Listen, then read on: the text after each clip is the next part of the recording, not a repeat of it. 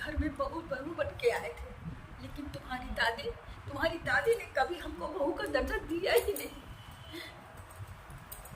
वो तो तुम्हारे बड़े पापा को अमिताभ बच्चन और तुम्हारी बड़ी मम्मी को जया बच्चन समझती थी, और हम लोगों को रेखा, और हम लोग रेखा ही बन के रह गए।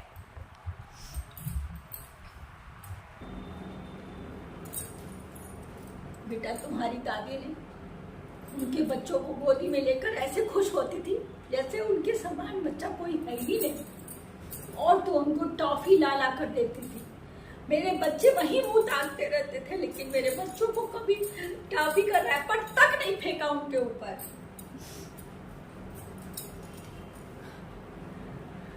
तुम्हारी दादी, आज जब बड़े पापा ने लात मारा तभी भी उनको रियलाइजेशन नहीं हुआ।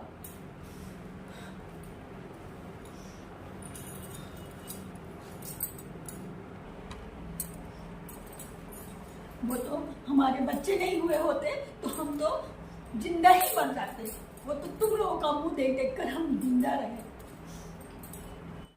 जितना तुम्हारी दादी ने हमको प्रताड़ित किया है ना बेटा, उतना और किसी लड़की को प्रताड़ित की तो जान दे देती। लेकिन हम तुम्हारा बच्चों का मुंह देख देख कर जिंदा थे कि हमारे बच्चे कैसे जिएंगे। और तो और ये तुम्हारे पापा एक बात नहीं सुनते थे हमारी, आज ना सुनने लगे हैं तुम्हारे पापा हमारी बात। पहले तो जब जैसे ही कुछ कहते थे जाकर उनको बोल देते थे, और वो कहती थी कि ये औरत मेरा घर तोड़ने आई है। मेरा तो मन करता था कि उसी वक्त मैं उनका घर नहीं उसका मुंह तोड़ दूं, लेकिन क्या कर सकते थे, कुछ नहीं कर सकते थे बेटा।